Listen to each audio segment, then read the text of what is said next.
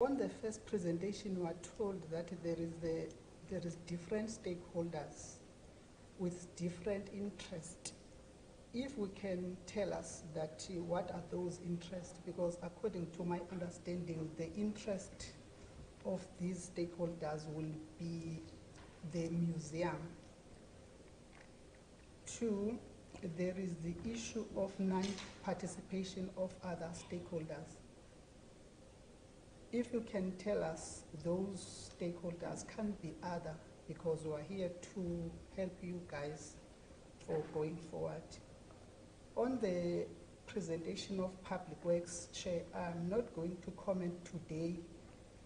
They have challenges on the procurement.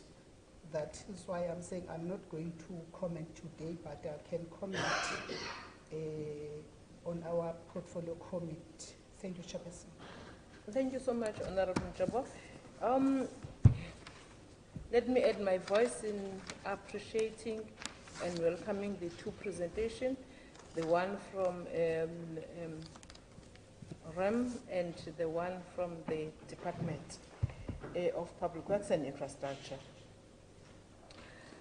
The first observation is that here we have, if I may say, two departments, the one that has an entity which is REM and this Department of Public Works and Infrastructure talking around each other. The presentation, they reflect that. If I make an example, I don't know which slide is this one, but the one that talks on CAPEX project progress updates. I'm not sure about the slide because I didn't see the slide number in which CAPEX project updates. Can you show it? Okay, I may read it. Bulk infrastructure, DPWI backlog from previous KUKA passed on to RIM to implement sports, arts and culture funded. But number two, it was passed to RIM to implement, this one it was funded. But there is this one, number four, there was no funding or diversion of funds from DPWI. And even in this one, due to lack of planned maintenance by DPWI. Then you come to DPWI presentation. They are having planned and unplanned minor maintenance. Remy is saying there's no such thing. So what should we, which report should we believe? That's why I'm saying that there may be in the plans of DPWI, they have plans of going to do minor repairs there. But from REM, there is no such that is happening. And they even no funds. I mean, with it's slide 4 and 5 with DPWI, where it is saying that it is doing planned and reactive maintenance. We have departments that are talking around each other, not talking, but it was indicated, as Honorable Mkhoto has said, that there has been a lack of communication. I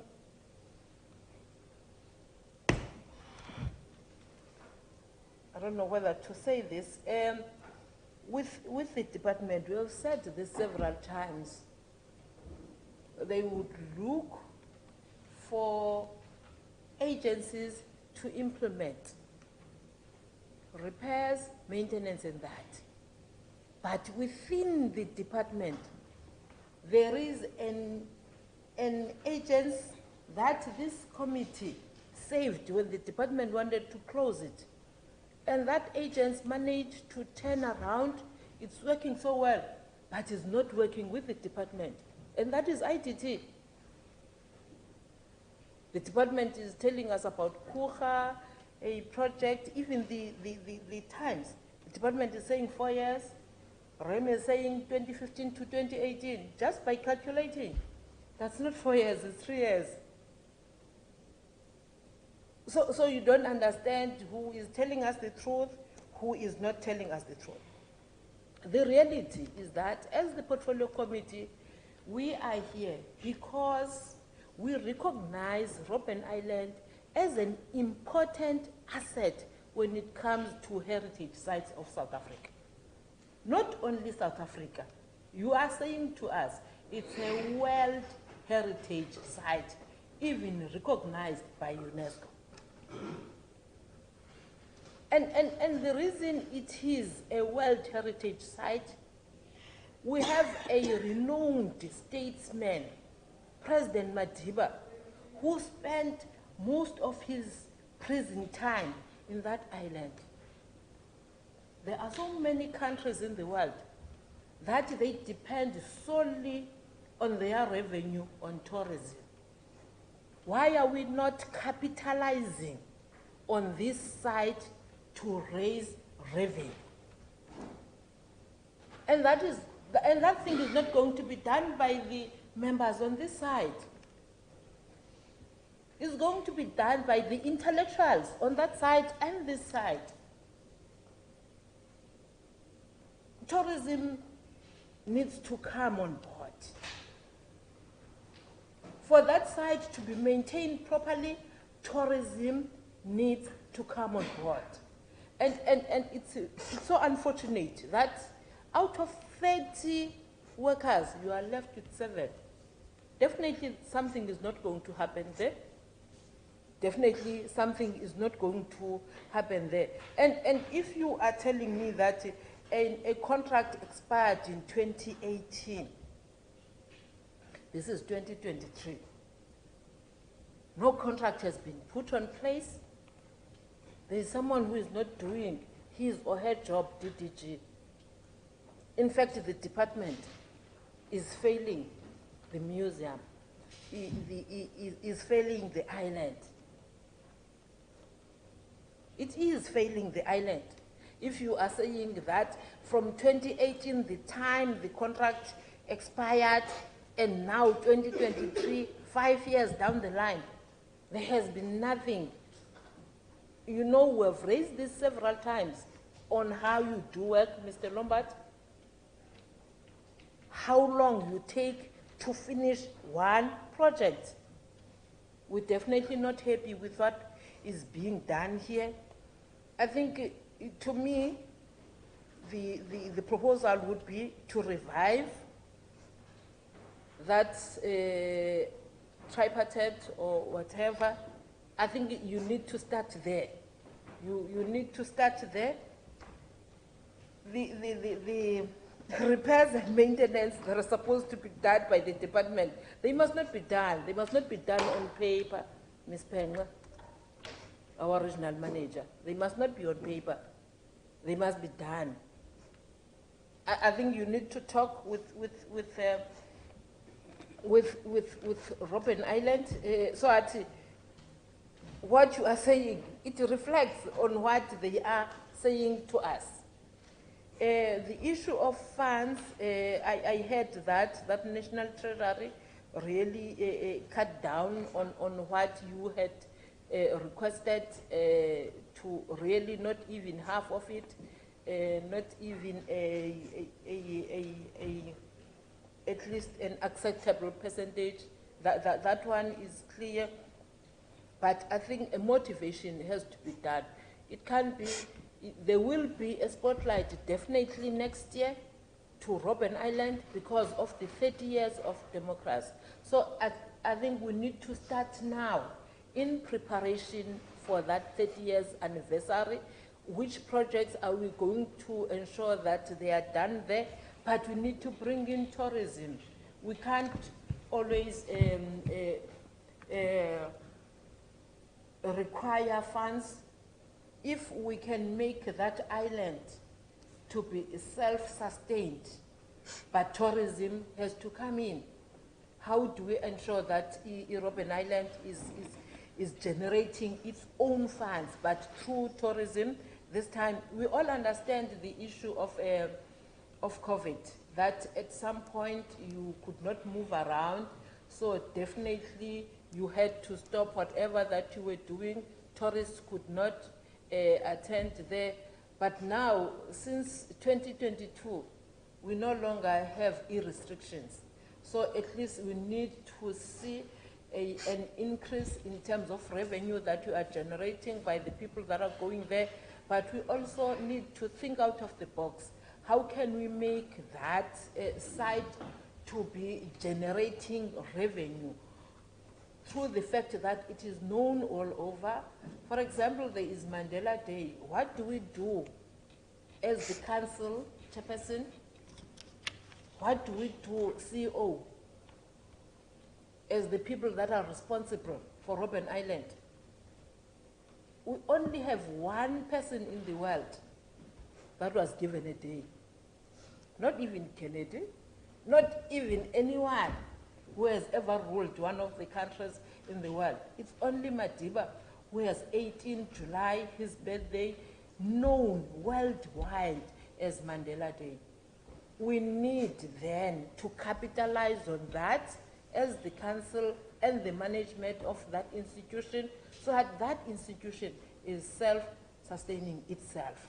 Yes, the department will assist and all that, but we need to really, really think out of the box. How do we market that island?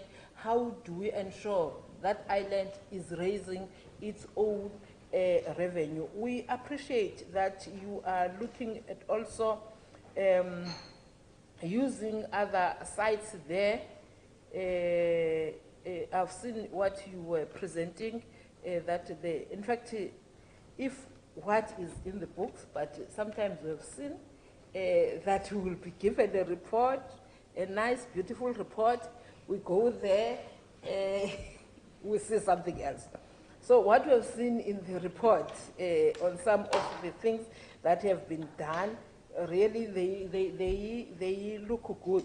We hope that you continue even using those sites that are not usable for now to ensure that we have a challenge. Maybe it doesn't affect there, but due to climate change, I think we also need to look at other means of generating power there. Not only the generators. Let's think about solar. How can we utilize solar to generate power there? I think that's one of the areas that we're moving to as a country, maybe due to load shedding, but we're moving on that route. So let's not only focus on generators. And DPWI, you need to play your role.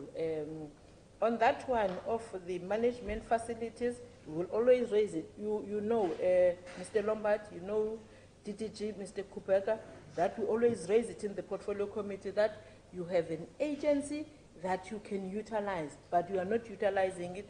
So I'm going to raise it because it's not a secret, it's a known secret that we are raising, that you utilize your agent, which is IDT in some of these issues. Because it has done so many things, maintaining for justice, for education, and it is doing well. But you would go and look for another agent, which is outside your department. So we'll always say that. With those few words, those are my comments, and yeah. Can I thank you, Chairperson and members, for really raising the thorny issues, which are common cause. If we fail to answer any specific question, and noting time, we can provide written responses so that we cover all these bases, right? I want to say that when Robben Island was a prison, it was easy for that system to focus resources and to run it as a total institution. The problems of democracy underpin many of the questions you are raising, because we have silos of different departments, and I think that is the frustration that the public sector faces, and it has resulted in a manner of procurement of services, ignoring the objective conditions of the entities. I want to emphasize the points you have raised, that in 1996, the Mandela cabinet took resolutions on the status of the island. It did not anticipate there would be these silos that would happen where it was difficult for one department to deal with the other because of whatever contestation or particular legislations. Now, the legislative issues have been raised as a difficulty that DPWI confront, and RIM is on the receiving end of that. There is not a lack of desire from the officials we engage with. That's why they've been honest and open about the difficulties. Now, there are historic problems that resulted in the public protector findings. However, from that time, there's been a decline. Our peak probably was in the 2007 financial year, and we started declining. Added to that, and there's the contestation, the political and other stakeholder contestation, where each time somebody feels they have a problem, they will lump it onto Robben Island because of a variety of political and other issues we confront. Be that as it may, let's deal seriatim with some of the key issues. You see, when procurement of services happen, there are different models, and the colleagues from DPWI have raised that. There's build, operate, transfer, or perennial. I'm just going to use that as one, and the perennial contracting of service providers, which actually costs this country enormously, because the skills transfer that we need for our own people, at however you want to describe our own people, just simply doesn't exist, because those specialized entities will continue retaining the skills without the transfer to the people that can do it. Honorable van Schalkwyk raised local people. There are enough local people who can be brought on board. But because of these kinds of strictures that are confronted by the owning agency department, that's DPWI, versus the operating department, which is DSAC, the other entities, there are very few departments that don't relate to Robben Island in some way. Higher education, for instance, basic education, because of the historicity. And while the CEO has pointed out the 16th century advent of Dutch colonization, this island goes back into the pre-current era, some 400 to 500 years before the current era. The Phoenicians, there were armadas from the Chinese. There was if the Portuguese actually managed to land here, we would have been speaking Portuguese now in the 1400s. They ended up, because of the hostile reaction they got from the local population, they ended up in Mozambique. That's a fact. And there was a moratorium placed by the European colonial powers not to do anything around here because these people are hostile. So those things are important to get a sense of where we are. So the apartheid system could dragoon. Democracy comes with its problems. But let's reassure you. We have engaged with all the key departments. National Department of Tourism has agreed and has been playing a role. Indeed, the National Department of Tourism paid for the photovoltaic solar panels. Right? Now, we've got that. We are undermined there because we are stuck with lack of batteries. There's no funding. Where do we get the resources from to put those in? Council, through its strategic interventions with its executive leadership, and these people who are here are less than 2 years employed at the top. Right? So we've come into these problems, which we are rectifying, including Auditor General issues. Right? So we are rectifying those.